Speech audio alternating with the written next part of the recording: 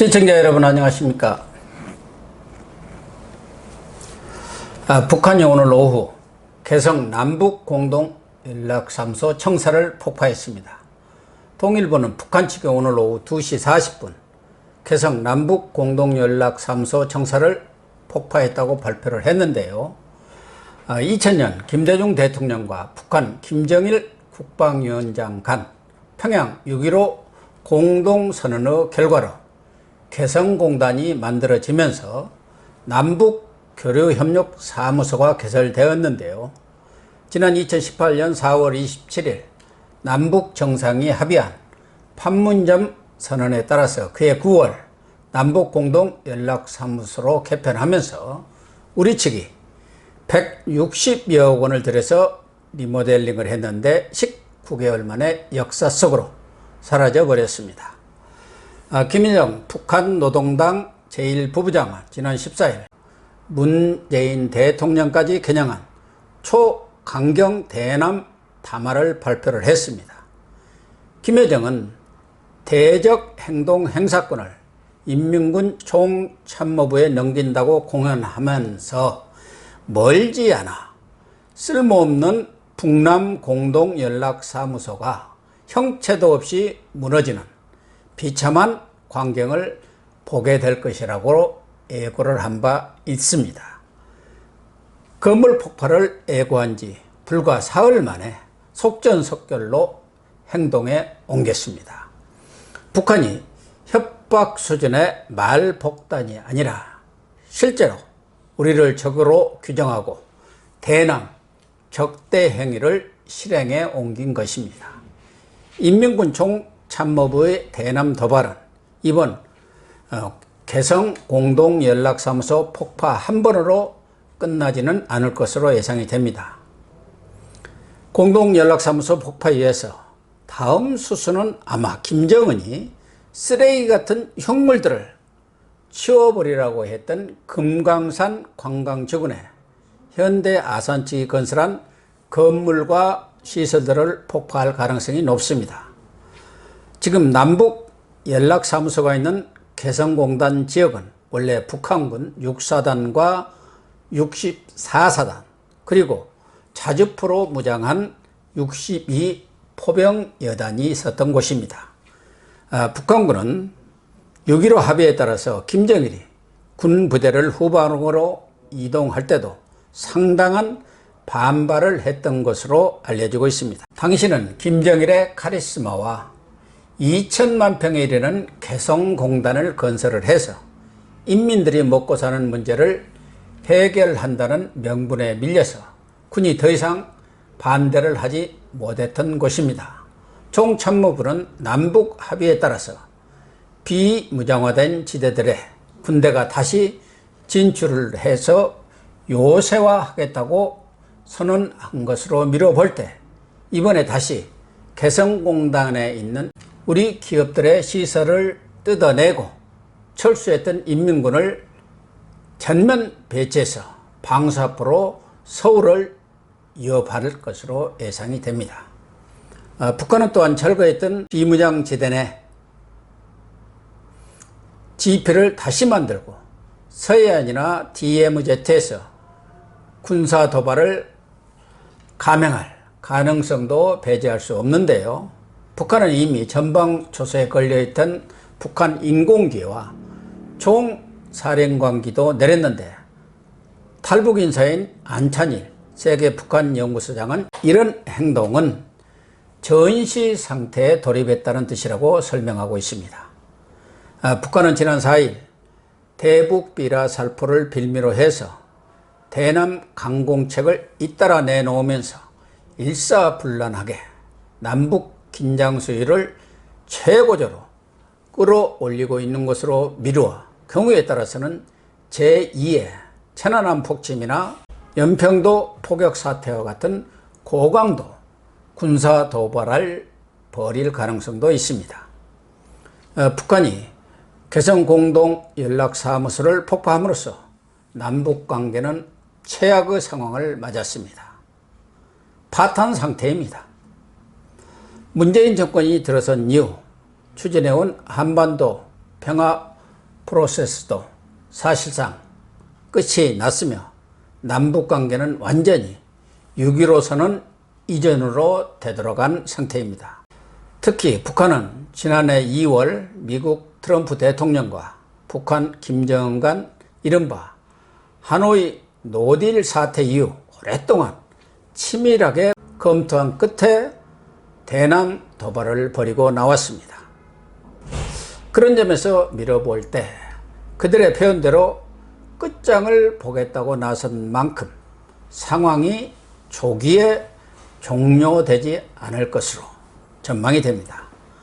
아버지 수령인 김정일의 업적이라 할 수 있는 연락사무소까지 일거에 날려버리는 것으로 볼 때 상황이 결코 녹록지 않다고 봐야 할 것입니다. 하노이 노딜로 빈손으로 돌아오는 망신을 당한 김정은으로서는 강경 군부의 입김을 외면할 수 없습니다. 유엔 제재는 풀릴 가능성이 보이지 않는 데다 미국 트럼프마저 대선에 골몰하느라 북한에 대한 관심이 없습니다. 여기에 코로나 사태까지 겹쳐서 최악의 상황에 몰린 김정은은 문정인 대통령 외교안보 특보 말대로 실존적 위협, 나아가 체제 위협까지 느끼고 있다고 보는 것이 합리적인 판단일 것입니다. 궁지에 몰린 김정은으로서는 뭔가 반드시 성과를 내야 할 형편입니다. 그래서 상대하기 버거운 미국 대신 남한 때리기를 통해서 한반도 판 전체를 흔들고 유엔 제재의 돌파구를 기필코 마련하겠다는 결심을 한 것으로 보입니다. 이를 통해서 코로나와 식량난에 시달리고 있는 북한 주민들의 불만을 밖으로 돌리고 하노이 노딜의 책임을 일정 부분 김여정에게 돌리면서 총참모부에는 우리에 대한 도발, 이른바 대적 행사권을 부여해서 군부의 불만도 누그러뜨리는 양면 전략을 구사하고 있는 것으로 판단이 됩니다. 그렇다면 개성 남북공동연락사무소 폭파는 시작에 불과한 것으로 보입니다. 앞으로 고강도 도발을 통해서 문재인 정권의 백기 항복이나 다름없는 대폭적인 양보를 받아내려야 할 것이 분명합니다. 사실상의 유엔 제재를 깨는 행동을 우리 정부가 하고 나설 때까지 최대한 압박 공세를 펼 공산이 큽니다. 그래야 군부는 물론 평양 엘리트층의 지지를 받아서 김정은 체제가 큰 탈 없이 유지될 수 있기 때문입니다. 문제는 우리 정부와 여권 핵심 인사들의 태도입니다. 북한의 터무니없는 위협에 강력히 대응할 생각은커녕 굽실거리면서 북한 비위 맞추기에 급급하고 있는 실정입니다. 이런 분위기 속에서 과연 문재인 정부가 북한의 치밀한 계획 아래 벌이고 있는 도발 행위에 대해 적절한 대응책을 갖고 있느냐는 것입니다. 청와대 안보실이 당초 북한의 진위를 정확히 파악하지 못한 채 삐라만 막으면 되는 것으로 오판하는 안이한 자세를 보였습니다. 통일부는 오늘 폭파된 공동연락사무소 시스템을 업그레이드 시킨다고 며칠 전까지 사업자 공모를 할 정도로 북한 정보에 깜깜이인 실정입니다. 북한의 군사도발과 행동이 실제 상황이 되고 있는데도 여당은 북한 눈치 보기 차원을 넘어서 충성 경쟁을 벌이고 있는가 하면 정부도 낙관론에 빠져서 팔짱을 끼고 있는 듯한 인상을 주고 있습니다. 문재인 대통령은 6.15 20주년인 엊그제 수석 보좌관 회의에서 남북이 더는 기다릴 수 없는 시간이 왔다면서 남북이 함께 돌파구를 찾아 나서야 한다고 말했는데요. 과연 돌파구를 마련할 대안을 갖고 있는지 의문이 아닐 수 없습니다. 일각에서 원포인트 정상회담이나 대북 특사를 거론하고 있지만 김정은이 문 대통령에 대한 신뢰를 접은 상태에서 정상회담이든 특사든 우리 측 제안을 받을 리가 만무합니다. 설사 회담이나 특사 방북이 이루어진다 한들 북한을 설득하거나 만족시킬 만한 선물 보따리가 있겠습니까?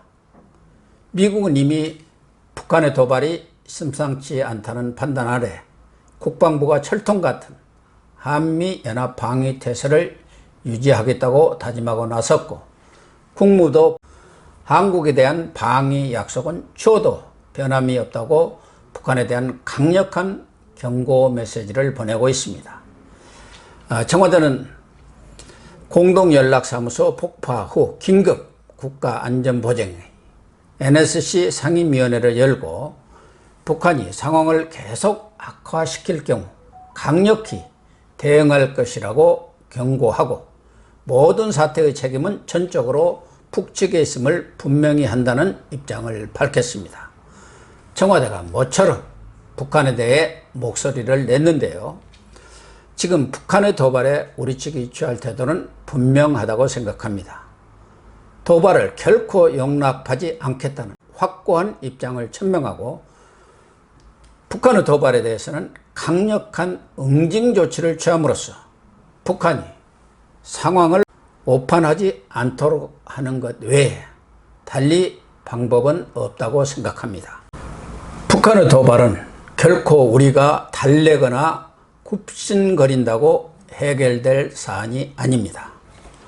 속보를 마치도록 하겠습니다. 시청해 주셔서 감사합니다.